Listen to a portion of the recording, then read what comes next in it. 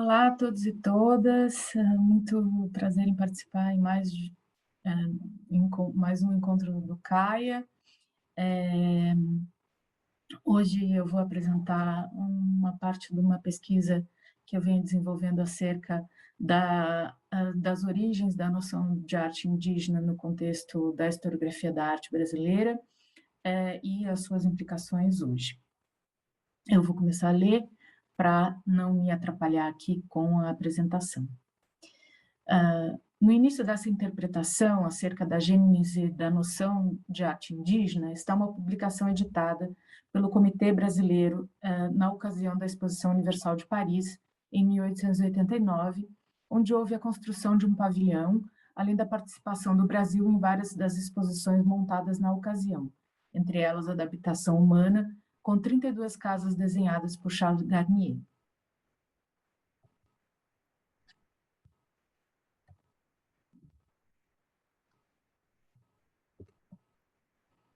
O Brasil dela participou instalando na Casa Inca, dedicada ao Peru, uma exposição de objetos arqueológicos e etnográficos brasileiros, organizada por Ladislau Neto, diretor do Museu Nacional do Rio de Janeiro. Como descreveu um cronista da época, ela apresentou em uma reconstituição conscienciosa e erudita os documentos mais raros e os mais sérios, um pequeno museu de antiguidades americanas. E é curioso esse pequeno museu. Lá existem trajes completos de botocudos e de chivaros que não impressionam muito, pois eles são constituídos somente de clavas e brincos. Existem vasos pré-históricos repletos de hieróglifos misteriosos e quase artísticos.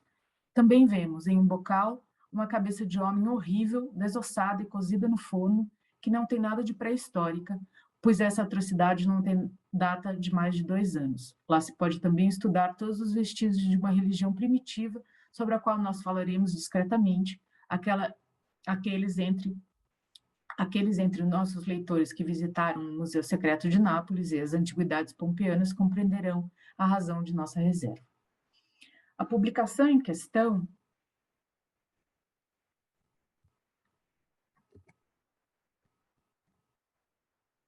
aqui é uma vista da exposição e eu continuo. A publicação em questão, Le Brésil, en 1889, trazia 25 capítulos que percorriam temas históricos, políticos, geográficos e culturais. O capítulo Lar foi redigido pelo intelectual paulista Eduardo Prado, que, com seu texto, inaugura um capítulo original da recém-constituída história da arte brasileira, ao colocar no começo de sua narrativa sobre a arte nacional a produção das populações indígenas, além de tomá-las como esteio e modelo para o desenvolvimento daquilo que considerava ser urgente, as artes industriais nacionais. As ideias do texto de Prado são devedoras. Aqui o livro e a página de rosto do capítulo.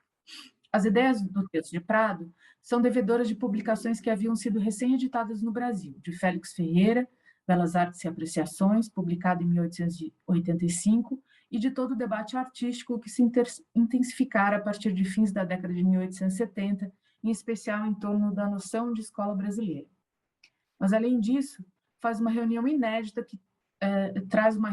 inédita de fontes diversas sobre a produção artística no Brasil, especialmente a partir de relatos dos viajantes. Entretanto, o mais original desse estudo é o destaque que dá à arte indígena produzida no território brasileiro. Esse último aspecto é, em grande medida, inaugural e tem apenas como precedentes os textos de Charles Hart, A Beginning of Art or Evolution in Ornament, de 1873, e o de Félix Ferreira, As Artes Industriais Indígenas, ambos publicados na Revista da Exposição Antropológica de 1882. No texto de Prado, as artes visuais são apenas uma parte do patrimônio artístico brasileiro. O espaço dado à pintura é exíguo, pois a noção de arte do autor era mais abrangente. Abarcava os monumentos arquitetônicos, o paisagismo, as manifestações da arte ornamental indígena, em especial a plumária, a arte utilitária, a cerâmica, a decorativa, a cultura oral popular, as canções, as trovas, a música erudita popular de matriz ibérica e indígena. É notável a valorização que ele faz da produção colonial. Destaco a originalidade desse relato no que diz respeito ao tratamento dado às populações, à produção das populações indígenas. Nele, aparece sintetizado uma opinião que via se gestando entre intelectuais e críticos nas 2 décadas precedentes, a de que a cultura material indígena deveria ser considerada como arte, constituindo um elemento-chave e originário de uma ideia de arte nacional original e de uma antiguidade nacional original.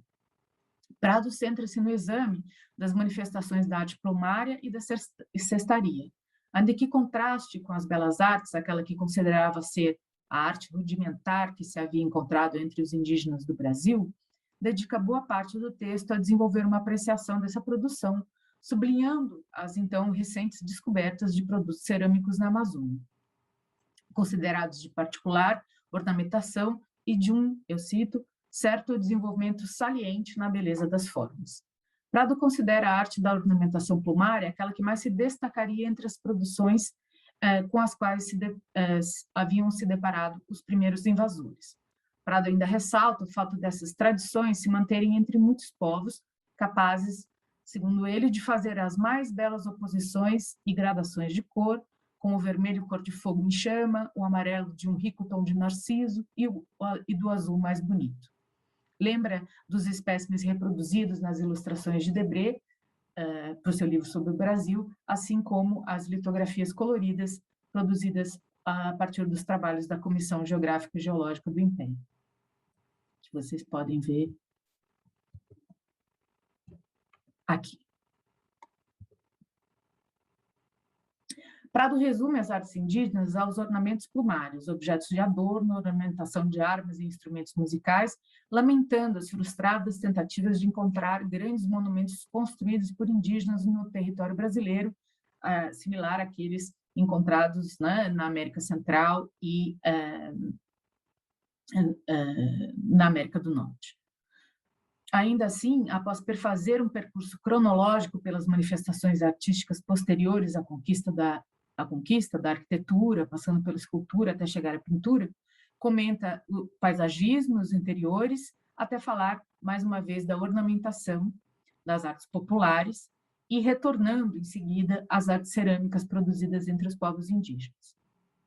Para tanto, como fonte, ele recorre justamente aos escritos do Charles Frederick Hart, o geólogo, paleontólogo, naturalista canadense que havia pesquisado no Brasil e escrito esse artigo que eu já citei, primeiro em inglês e depois publicado esse mesmo artigo é publicado, né, na Revista Antropológica e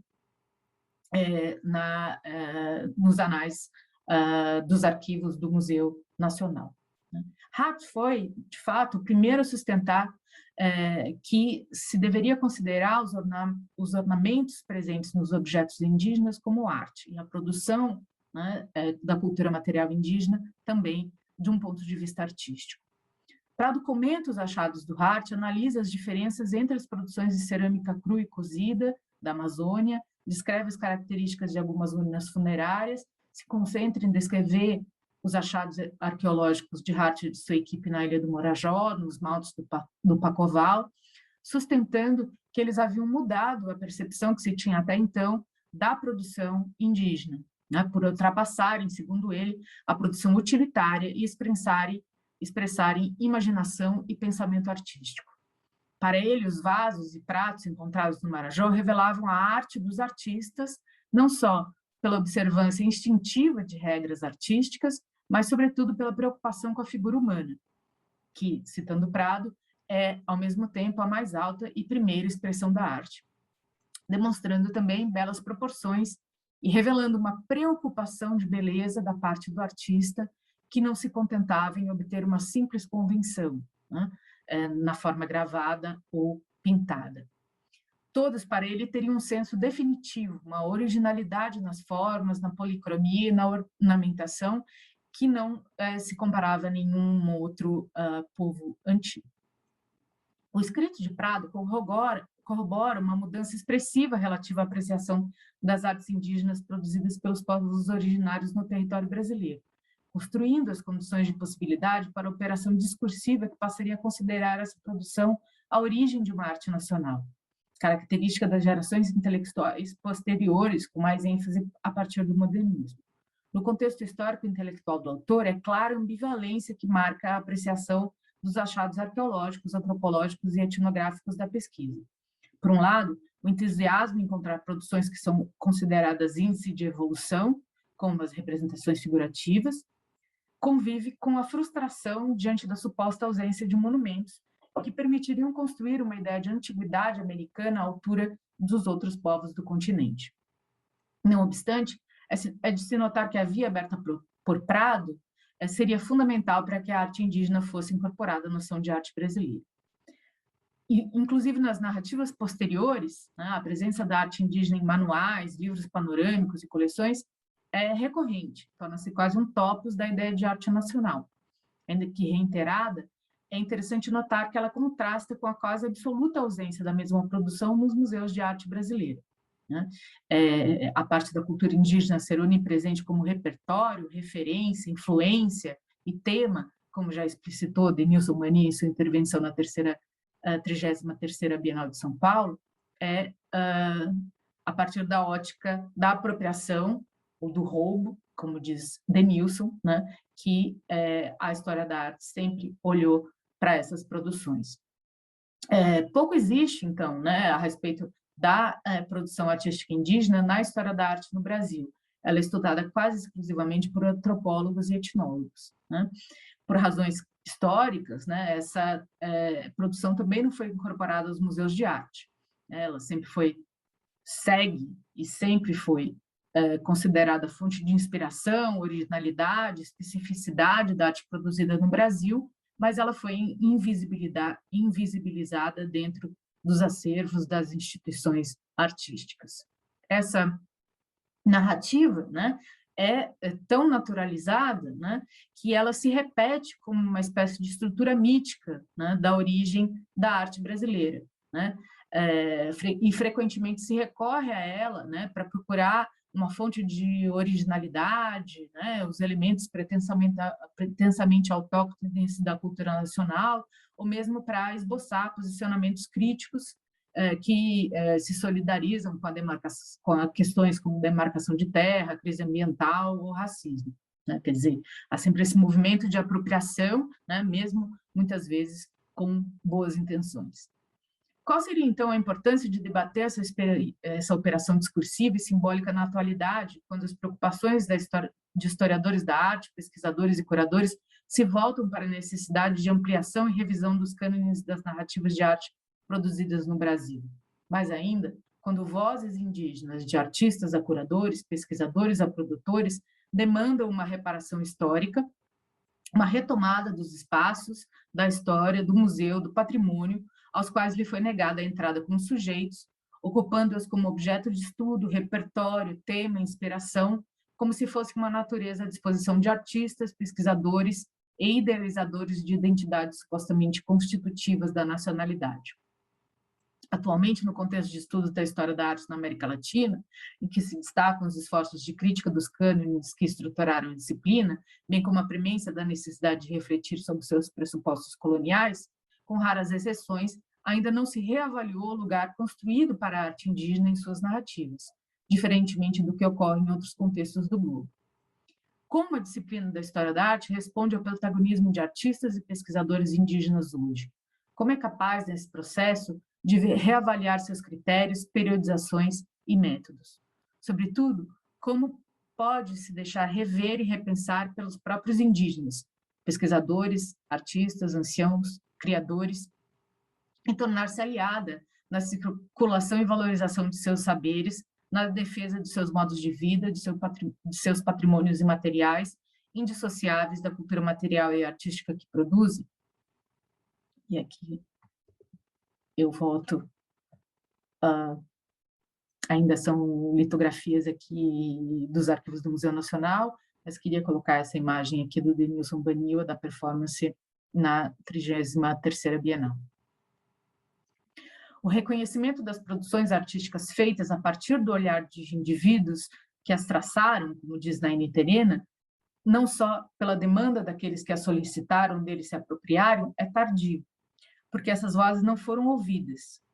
Se hoje, diante da queda do céu, elas o são, cabe também pensar o lugar a ser ocupado pelas produções coletivas, relegadas ao anonimato, ao âmbito do artesanato ou das artes utilitárias, ou ainda em como a história da arte vai se relacionar com as formas imateriais que impregnam essas produções, códigos cerimoniais, memórias, encantamentos, visões e sonhos.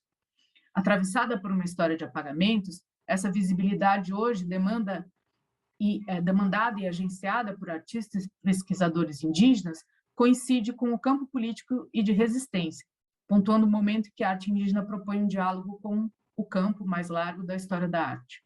Essas demandas e agências resultam do próprio processo de auto-organização e autorrepresentação indígena, que afirma sua autonomia e dos seus territórios. A arte indígena hoje, como afirma Terena, é a tradutora de todas as falas, lutas, derrotas, vitórias, perspectivas e assume um diálogo amplo com a sociedade civil. Bom, se eu coloco todas essas perguntas, né, é porque penso que me sinto convocada para um encontro que já se adiou há muito tempo. Um encontro tenso, complexo e muitas vezes constrangedor, mas do qual é urgente não mais fugir. A quem nos espera à mesa, né, e eu encerro citando mais uma vez o Denilson Baniwa, que diz: quem eu sou o medo dos brancos, eu sou aquele que senta na mesa dos doutorados, que desestabiliza e causa constrangimento a todos, que ri do vocabulário prolixo dos currículos lattes dessa gente branca. Eu sou o novo Cabano, eu sou a resistência através da antropofagia, eu sou aquele que degola Tarsila do Amaral, eu sou aquele que empala Mário de Andrade, sou aquele que come o coração de Oswald de Andrade, eu sou a arte indígena, eu sou o indígena contemporâneo. Muito obrigada.